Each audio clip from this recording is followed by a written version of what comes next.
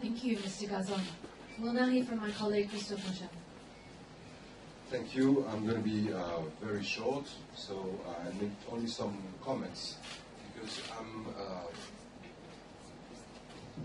I was not in the team who drafted the demand to the United Nations, and because I'm more like, I would say, a criminal lawyer, and I work in different countries, in France, in Belgium, Netherlands, Spain, Morocco even. And my first question when I arrived in the case is, what is it about? And why are we saying today, why am I reading today in the papers that it is ridiculous what the United Nations would have said? And my answer to that is, what is ridiculous is the arrest warrant. This Swedish arrest warrant is ridiculous for many reasons. The more we are digging in this case, the more we are finding reasons to find it very ridiculous. Remember, it has been said here that in the beginning a prosecutor dropped the charges, and it's on the basis of these dropped charges that the warrant we are talking about today is still in force. And that's ridiculous. It's ridiculous to be here, so many people talking about this warrant, and it's 5 years old, about the situation a prosecutor in Sweden thought it didn't need prosecution. Then, when you think about the situation, when you read the decision from the United Nations, something that is also very important is the situation in the UK. We all have to realize, and we all have to know, that if today this same warrant would be issued by Sweden to the UK, it wouldn't be enforced, and Julian Assange wouldn't be in detention as he is for 5 years.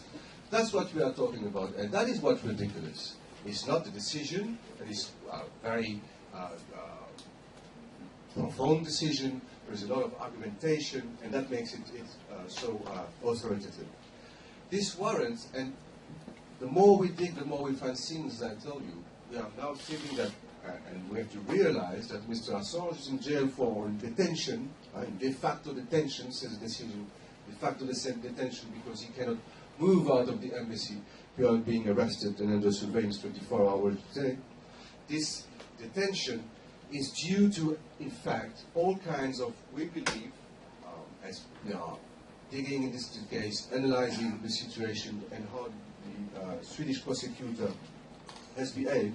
It's a negation of a due process. There is no due process for Mr. Assange in Sweden. And that's the conclusion of the group, as just was said by Mr. Garçon, is that at the end of the day, today, the decision, the conclusion is that there is no possible trial of Mr. Assange in Sweden anymore. The fair trial has been infringed, and it's finished. It's not possible anymore to prosecute him there. Now, that is what ridiculous. That Mr. Assange is to stay in the embassy, in prison. But why is this situation? I cannot stop asking myself why. Of course, it's like this big question. It's the question of the elephant in the room.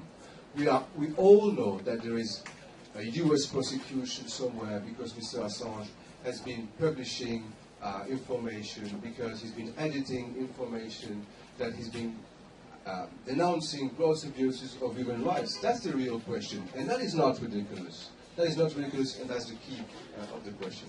Now, what will happen next? And Mr. Garçon just said it. It's to the UK and to Sweden to react, as we said already earlier. There are suggestions of remedies in the decisions, and of course there is this follow-up committee within the UN, within this Human Rights Council, that is going to check. It's a bit absurd, but the UK is going to have to check how it is implementing the decision. It's going to check how this decision is implemented.